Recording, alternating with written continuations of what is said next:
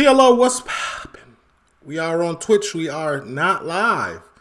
But you can leave a like, comment, subscribe, turn on your post notification bells. Let's continue to grow the family from Chicago to the UK. Right behind me, you see it? Little warning screen, just in case. Twitch.com is where you can catch a live stream. Usernames at the bottom of the screen. And we also got Patreon. That's where you can locate UK TV shows and movies and Premier League highlight reactions. Link to that is in the description. I don't know what's going on. Link to that is in the description. This is the Shankill Butcher, the UK's worst serial K. Into the Shadows is my channel, the channel doing this. Talk to me. Copyright disclaimer under Section 107 of the Copyright Act 1976. Allowance is made for fair use for purposes such as criticism, comment, news reporting, teaching, scholarship, and research. Fair use is a use permitted by copyright statute that might otherwise be infringing. Non-profit, educational or personal use tips the balance in favor of fair use. No copyright infringement intended. All rights belong to their respective owners. True. Don't forget to hit that sub button. You know, first time viewing the channel, gotta sub up. Hit that like button. Talk to me, sir. As you probably know, if you've been a long-time fan of this channel, there raged an intercommunal conflict in Northern Ireland for many years, commonly known as the Troubles. Lasting from the late 1960s until 1998, the conflict claimed the lives of more than 3,000 people. It was punctuated by bombing campaigns, sectarian violence, street riots, and kidnappings. We know all about the perhaps Troubles. Don't know all about the Troubles. Is the depths of depravity that emerged from this conflict and the vicious nature of some of the acts committed by the group's party to it. On the one hand, the Provisional Irish Republican Army, who were known for their bombings, assassinations, kidnappings, and vigilante justice meted out through punishments such as kneecapping, wherein an individual accused of a given crime would be shot in both knees as a deterrent to similar perpetrators. Among the many victims of the group were an unfortunate group of people known as the Disappeared, who were civilians often dubiously accused of collaboration of some kind, who were kidnapped and murdered, with many of their bodies never being found to this day. However, what sometimes escapes... I feel like every time there's something big going on in the world, in a specific spot of the world, or just the world in general, there's always some underlying things happening. Always in the dark, the shadows will be unseen. You know what I'm saying? So this is a perfect time for criminals to like do the craziest stuff when like the Troubles is going on, World War II is going on, even the most recent pandemic is going on. You know what I'm saying? The microscope are some of the other groups whose actions, even if smaller in body count, were no less despicable, committing acts so gruesome that it is as if the public has simply chosen to forget them. One such group is the Shankill Butchers, a gang of men belonging to the so-called Loyalist faction and who committed a series of killings in the 1970s at the height of the conflict. The group gained their name by kidnapping civilians at random in the dead of night and torturing them to death using utensils such as butcher's knives before dumping the bodies in plain view the next morning. And what did they get out of it? Like, were they doing it for the cause? Or like, no matter what they were doing it for, it doesn't matter. But I'm just curious, like, what did they think they was getting out of it? Shankill Butchers are often referred to as the worst serial killers in the history of the UK. Yet their brutal actions are largely lost amidst the horrors of the time, despite being undeniably responsible for one of the most inglorious episodes of murderous depravity in all of Europe. So today we thought we'd take a look at this group and shine a light on their crimes, which for some still live in infamy, despite the relatively brief existence of the group and the violent end for its leader, Lenny Murphy. The name of the gang, I think we did a documentary covering them. Nevertheless, was from their base of operations in the Shankill, a well-known street and neighbourhood in Belfast. The Shankill Road is a broad thoroughfare which runs through West Belfast, largely populated by supporters of the continued place of Northern Ireland in the United Kingdom, and which is seen as a bastion of the same ideology, which is known as unionism. The Shankill Road runs close to the mostly Irish Republican neighbourhood of the Falls Road and close to so-called flashpoint areas, thinly separating two communities traditionally in favour of either a united Ireland or continued British rule. The most well-known terror organisation belonging to the unionist cause had its headquarters on the Shankill Road. This was the Ulster Volunteer Force, or UVF, which traced its origins to a campaign to prevent... I still think, I was just thinking about this yesterday in my spare free time. I know this is about Ireland and things of that nature, but if the UK don't be careful with everything that's going on right now, it could have a severe result. And we could be 20 years down the line, whoever's reacting to what they're reacting to, they could be reacting to little stuff like this. Oh, during those tough, troubled times in England, when the when the prime minister and the government was pitting two sides together that were really on the same side, but putting the country, separating it into two, and civil war broke out. All of this underlying stuff was going on, and we got to take a look at it. Though, be careful. Y'all tread very lightly over there.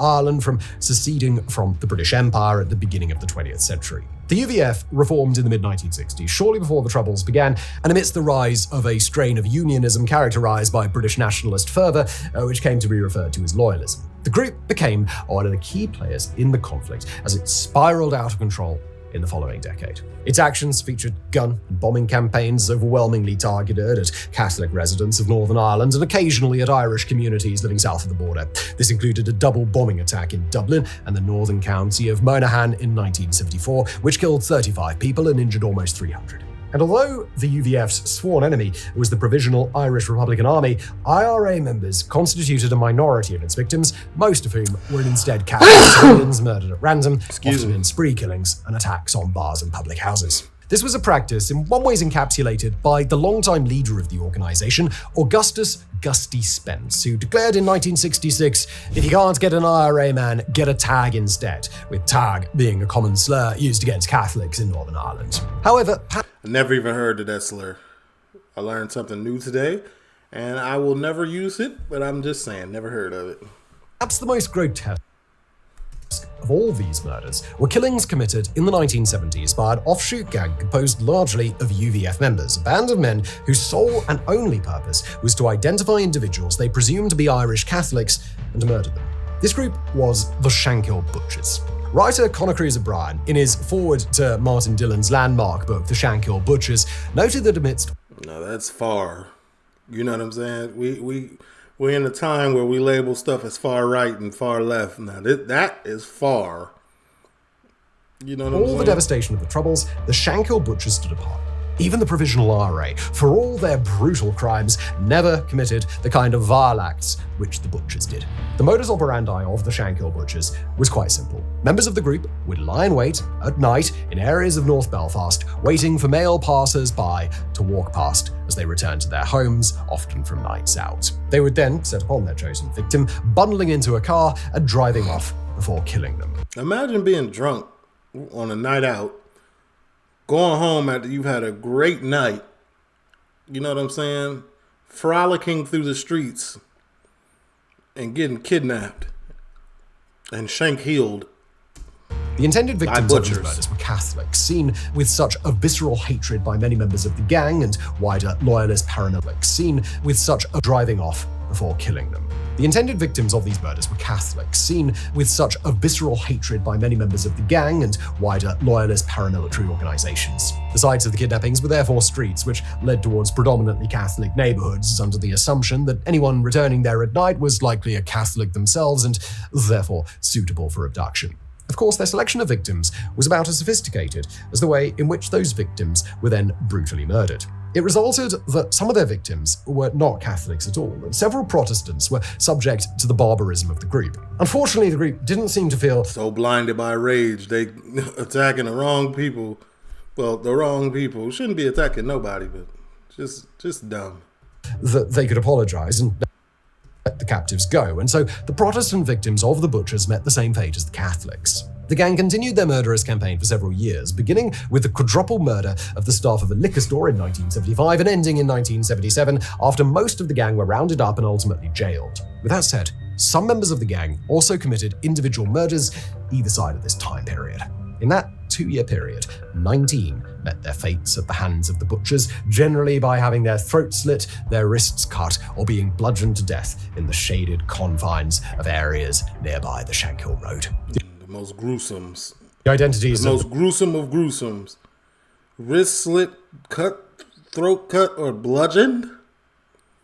If you up close watching all of that. perpetrators were a mystery to the Police Service of Northern Ireland, or PSNI, who tried in vain for several years to gain information on their identities from residents in the area. Their efforts were always rebuffed and met with a strict wall of silence. With that said, it is not to say that the butchers' identities were not suspected, if not known, by some residents of the Shankill. As attested to by multiple community figures and some investigators subsequently. Hey, sir, I just wanted to let you know your haircut is optimal. You know what I'm saying? Me and you got the same. I got a little. There we go. Salute. Subsequently, the names of at least some of the perpetrators by multiple community figures and some investigators subsequently, the names of at least some of the perpetrators of the most demented behavior of the Troubles were common knowledge, but information was not shared with the authorities for fear of subsequent retribution by members or allies of the group. This resulted in the spree continuing for the length of the time it did. Part of the reason for this silence was the sheer viciousness of which members of the group were capable and which could be turned on to members of their own community at a moment's notice. Facts. They know they're part of the Shankill community. They know who exactly they are. As soon as anybody gets the tattletelling, especially in this time era, the police is not protecting you. We already know that. The police is not protecting you. You say a word, they might put you in the paper. Several witnesses have come forward off the 1300 block of Shankill. Name, first, last name. They just, I don't know. That's why people don't even, a lot of people blame like that code of silence on like the gang itself. Oh man, nobody wants to tell on the gang, man. They're gonna come get us. No, it'd be the police. It'd be the police, because the police play it a certain way that doesn't protect the people that be coming forward. So ain't no point. What am I being an upstanding community member for, and being neighborhood watch, and being a tattletale, and y'all not gonna protect me? I'm not doing it no more. You know what I'm saying? That's where that really come from. Now, a code of silence within the gang is a code of silence within the gang, but normally community members are full and ready to tell on you. But there's no protection from the police. Matter of fact, it's the damn near the opposite most times. In most cases that we be seeing is be the opposite. There's no protection. They leak your real address and paperwork, or something goes left somewhere down the line. And all it takes is one bad apple, and then the community is quiet. And so the perpetrators of the murders continued living among their neighbours. One bad situation. In North Belfast, despite the depravity of the murders and their responsibility being as well known as their reputations were feared. The ringleader of the Shankill Butchers was a criminal and UVF member by the name of Lenny Murphy. Murphy was a native of the Shankill Road. According to author Martin Dillon, in his youth he was often confused for a Catholic due to his surname being common among Irish Catholics in Belfast and one of the most common family names in the Republic of Ireland. In primary school, he was nicknamed Murphy the Mick, another slur for Irish people, and developed a visceral hatred of all Catholics, regularly describing them through the use of slurs and displaying a sectarian hatred unique even among other loyalist figures. Murphy was a petty thief and criminal from an early age and displayed sociopathic tendencies. He also regularly attended trials at Belfast's Crumlin Road Courthouse, building an awareness of legal processes which would allow him to evade the law when he began his crimes in subsequent years. Having already joined the UVF and another loyalist paramilitary organisation, the Ulster Defence Association, Murphy formed the Shankill Butchers and began their murder spree in 1975. His first killings, however, took place in the summer of 1972 when And what was going on in his life? Several Catholic men were abducted one by one and taken. Like, what was his upbringing like, this Murphy guy, to be like, oh yeah, this is what I want to do? this is this is the cause, and this is how I will affect it. Like, what is going on? To the Lawnbrook Social Club, a bar on the Shankill Road. There they were beaten and stabbed with knives for hours by a group of men, sometimes in front of willing or unwilling onlookers. A 20-year-old Lenny Murphy was front and center among their tormentors, inflicting the most vicious injuries to the victims and often the fatal blow. That same year, Murphy was accused of the murder of Protestant man Edward Parvis. Parvis, a keen hunter, had been accused of arms dealing, and during his trial it was revealed that one of his customers and hunting companions was a Roman Catholic priest. This was considered fraternizing with the enemy, and while Parvis was on patrol, Murphy arrived at his home and shot him dead. Murphy was, however, accused of the murder by his accomplice and getaway driver, Mervyn Connor. Inexplicably, however, the two were kept on the same prison ward at... See what I'm saying? I just said it!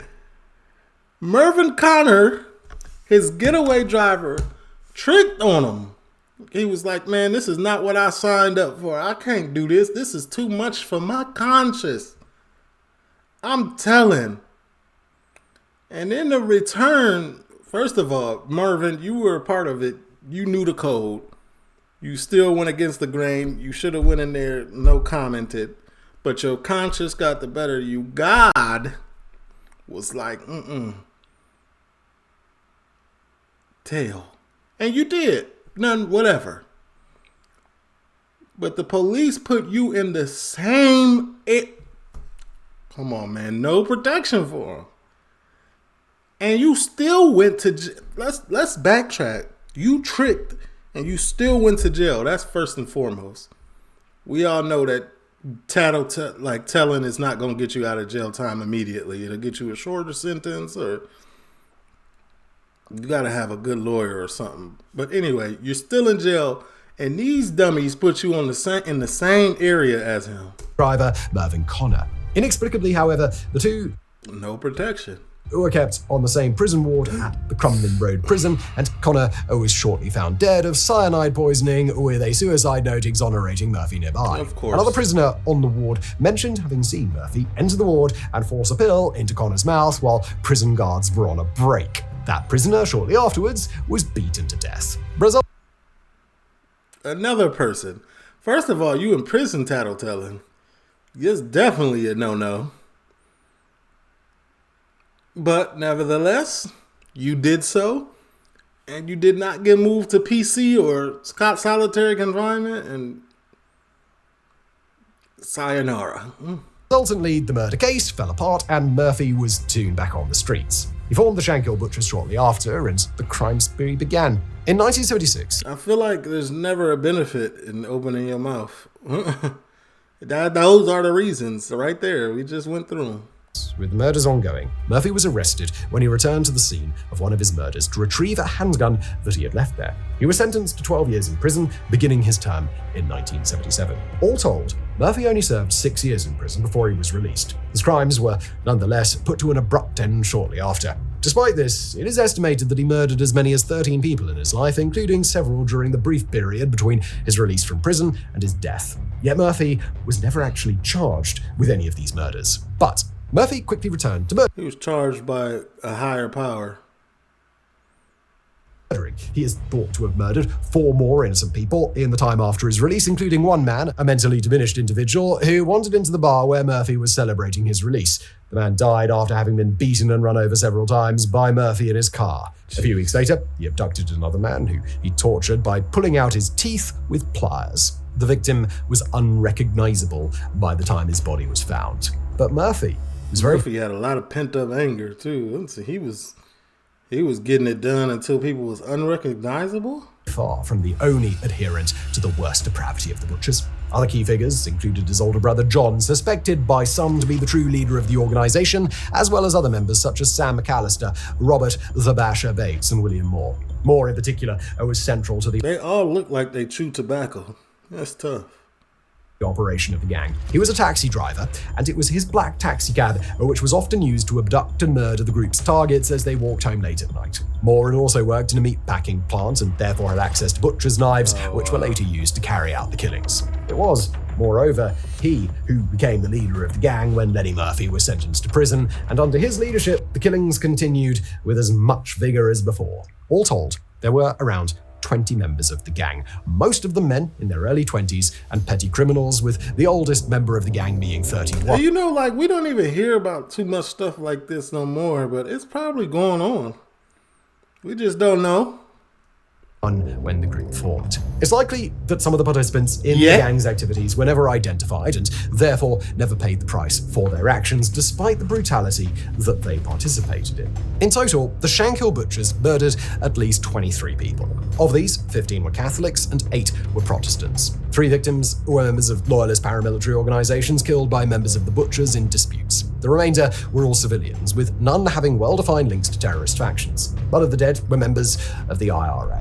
The way in which individuals met their ends at the hands of the Shankill butchers were varied, but all resulted in a carnival of violence. The first individual victim, Francis McCrossan, was killed by having his throat slashed. Several other victims were also killed by having their throats hacked by Murphy, Moore, or others with a knife. In 1977, Cornelius Neeson died after having been attacked in the streets by Moore with a hatchet, ultimately bleeding to death. His death occurred the same evening that the butchers attacked a bar in Belfast city centre and massacred 4 patrons and the bar owner, who was shot in the chest from close range by Robert Basher Bates. Bates later revealed that his compensation for the killing was a 1-litre bottle of vodka. The Shankill butchers were neither particularly inventive or efficient with their killing patterns. The victims, almost all of them innocent civilians, were chosen at random and often for a liter of vodka. Was a 1-litre bottle of Basher Bates. Bates later revealed that his compensation for the killing was a 1-litre bottle of vodka. The Shankill butchers. I can't even talk.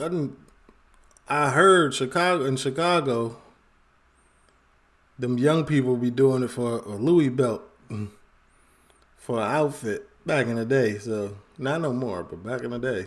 Were neither particularly inventive or efficient with their killing patterns. The victims, allegedly, almost all of them innocent civilians, were chosen at random and often clumsily hacked at with knives by their captors, suffering agonizing deaths in the process. The members of the gang were an undisciplined group of men, many of them part-time employed heavy drinkers and who often got into deadly feuds with members of other loyalist paramilitary groups. The killings continued with several more random attacks in 1977. This included 2 more throat slashings and a bomb attack on an Easter Republican parade, which killed a 7-year-old boy. But one individual the group did not succeed in murdering was Gerald McLaverty, another innocent Belfast man who'd been abducted while walking home. Although he was beaten, stabbed, and ultimately left for dead in a back alley with slashed wrists, he survived and would ultimately prove the gang's undoing. A few days later, McLaverty was able to assist the police in identifying members of the group who'd assailed him.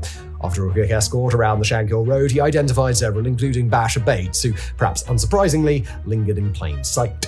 Before long, several members had been arrested. By the late 70s, the murder spree of the Shankill butchers was brought to an end. 11 members were prosecuted and would be hauled into court to face their murder charges. The case was successful in the prosecution of the arrested men, assisted by the positive Did they get real life or UK life? Identification of McLaverty and the fact that William Moore crumbled under police interrogation, confessing to the crimes and identifying other participants. 42 life sentences were doled out to the members of the group in February 1979. Jointly, the sentences handed down to the 11 convicted men amounted to more than 2,000 years in prison. In his Yeah. Sound like they got real life. landmark book, The Shankill Butchers, published in 1989, Never getting as the out. troubles raged on, journalist Martin Dillon made the point that the PSNI, under Chief Inspector Jimmy Nesbitt, managed to identify and convict the worst gang of serial murderers in the entire history of the UK, despite having only 11 detectives working the case. This paled significantly when compared to the 304 police officers working to track down the Yorkshire Ripper, a serial killer active in northern England at around the same time. The murders also occurred amidst the height of the Troubles, at a time Yeah, the Troubles was going on. They couldn't put that much police force on there. You know what I'm saying? when murders were taking place regularly all across Northern Ireland. Undoubtedly, Yeah, the police force was spread thin, wasn't it? it was a huge accomplishment. However, questions have been asked about the level of preparedness of the police to prevent the actions of the group as they took place, as well as the level of knowledge of the loyalist community of the men responsible, which could have prevented at least some of the deaths from taking place. Unlike other serial killers in the UK at the time, the butchers had made no effort to hide the bodies of their victims or mask the aims of their behaviour. They operated in a compact area of Belfast, which, although densely populated, was still no bigger than 15 square miles in size. Several of them were known to police as members of the UVF, and some were even questioned regarding their knowledge of some of the murders. Yet none were charged until the failed attack on McLaverty. One of the most significant questions is how Mervyn Connor, accuser of Lenny Murphy for the murder of Edward Parvis, could possibly have been allowed to share a prison ward with the man he accused. Man, you think they give a damn? Them prison people don't care. Arguably, had the detention of Murphy and Connor been handled with greater care, the activities of the butchers would have been prevented. Moreover, given the fate of Connor, it may have even prohibited the coming forward of other members of the Shankill community, lest they too suffer the same fate as him. See what I'm saying? See what I'm saying? Look, full circle. They seen what one tattletale got, and they was like, they ain't gonna protect us if we tell. I'm quiet. It's not even intimidation from the gang, it's the police doing errors. Some journalists have even claimed that the police were aware of the identities of the butchers alongside members of the civilian community. A 2011 documentary by Northern Irish journalist Stephen Nolan shed new light on the details behind the gang's actions and downfall. In it, Nolan expressed dubiousness that the members of the community of the Shankill, or at the very least other figures of the loyalist paramilitary movement, were unaware of the identities of the members of the group. Journalist Jim Campbell, himself the survivor of an assassination attempt by the UVF in the 1980s, lent further weight to this belief. In an interview with Nolan, he noted that if state security forces had the capacity to infiltrate the tight hierarchical structure of the Irish Provisional Army, then it was almost inconceivable that they were hamstrung by a street gang like the Shankill Butchers for several years. In concluding, Nolan noted that the Shankill Butchers were arguably even worse than the other notorious serial killer active at the time, the Yorkshire Ripper, Peter Sutcliffe. When finally caught, Sutcliffe claimed voices Peter was crazy. in his head had encouraged him to commit the murders of 13 women. You see what I'm saying? Peter was crazy. He was later diagnosed with paranoid schizophrenia. But the Shankill Butchers, Or he had a psychiatric thing going on. A mental thing going on, undiagnosed. had heard no such voices in their heads, none other than the deafening sound of their own hatred. Despite the heavy sentences meted out to the Shankill Butchers, all convicted members walked free in 1998 under terms of the Good Friday Agreement. The agreement was a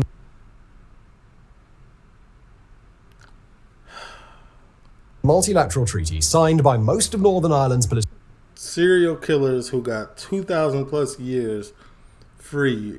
parties and the British and Irish governments, and which saw a ceasefire and the eventual decommissioning of weapons held by paramilitary groups. It saw the conditional release of 483 prisoners belonging to those organizations on license, with the stipulation that their freedom would be revoked if they returned to violence. Amongst those who walked free were some of the worst perpetrators of the 30-year period of violence in Northern Ireland. However, that is not to say that no justice of any kind was dealt out to the members of the group for their heinous acts. In 1982, Lenny Murphy was released from his trifling firearms conviction and sent out once again into the public. It's thought that during this time he killed a further 3 Catholic civilians, continuing the unimaginative barbarism which the group had used to terrorize civilian communities the previous decade. However, members of Murphy's own paramilitary community quickly tired of his uncontrollable brutality, and details of his movements were passed on to the Provisional IRA, who paid Murphy a visit They in got up with him. 1982. He was shot 30 times. Damn! Lenny Murphy died Boy, they stood over Lee Murphy, didn't they?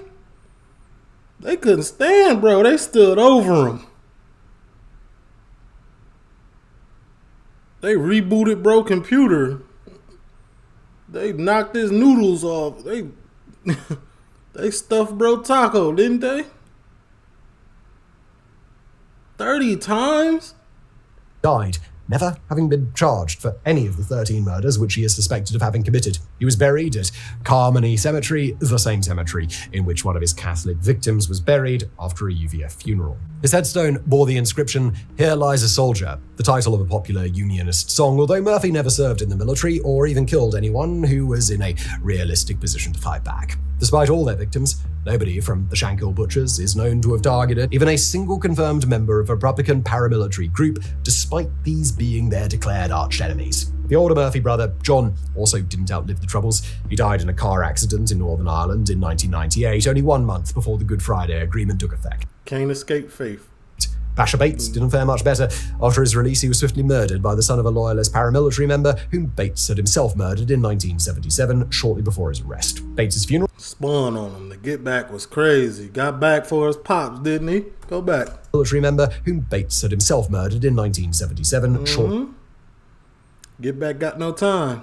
before his arrest. Bates's funeral was attended by hundreds, and his name was included on the banner of a branch of the Orange Order, a Protestant fraternal organization called the Old Boyne Island Heroes. As revealed in the 2011 documentary, Charlotte Morrissey, daughter of the group's 10th victim, Joseph Morrissey, had the misfortune of blundering into view of the Bates funeral procession. Joseph Morrissey had been hacked to death and his body mutilated in 1977, but his daughter could do little other than sit and watch as huge wreaths were paraded through the streets, glorifying one of the members of the group responsible for her father's death. Unfortunately, many of the other key members of the gang, including William Moore, lived the rest of their lives in relative normality. The same was true of many members of the IRA and other terrorist organizations operating in Northern Ireland, some of whom have since sought repentance for their crimes, many of whom haven't, and some of whom even continued upon the path of sectarian violence in the years after the signing of the agreement. Martin Dillon stated that there were up to 17 people involved with the murders who were never brought to justice, and many of these were never identified. But even many of the known members of the gang were able to see out their lives without even having spent the majority of their sentences in prison for the crimes they committed. William Moore, noteworthy for both having taken over the leadership of the group when Murphy was in prison and for mutilating victims' bodies after they were dead, died of a heart attack in 2009, having recently come under investigation for yet another murder committed in 1974. Sam McAllister, another member of the group known for his large size and being able to physically drag victims into waiting cars, and who was instrumental in the failed murder of Gerard McClaverty, which led to the group's downfall, was also released and continues to live in relative normality, though he was wounded in an assassination attempt in 2001 following yet another loyalist. What kind of wound? He was also shot in both arms as punishment for beating another loyalist to death with a breeze block in 1976. One of the lesser-known members of the gang, Eddie McIlwain, still alive and also a member of the Orange Order, even participated in one of the group's annual 12th of July parades in 2023, commemorating the victory of a Protestant king over a Catholic king at the Battle of the Boyne in 1690. You know what I maybe because I wasn't paying much attention or watching documentaries before I started doing the UK and Ireland stuff. But like in the UK and in Ireland is the only place where I ever watched a documentary and a killer was on there talking. Convicted killer that had got out. It's just crazy. Did 23 years, got out and was talking about it. The killers in America is still locked up. Owen was also a former member of the Ulster Defence Regiment, an infantry division of the British Army, active in Northern Ireland, and was dismissed from his position around the time of the Butcher's arrest. A few days before the parade in 2023, he had been pictured erecting a UVF flag on the Shankill Road. When questioned, McIlwain claimed that he had, quote, paid his debt to society. He'd served a total of 8 years in prison. That's tough. Let me know your opinions, man.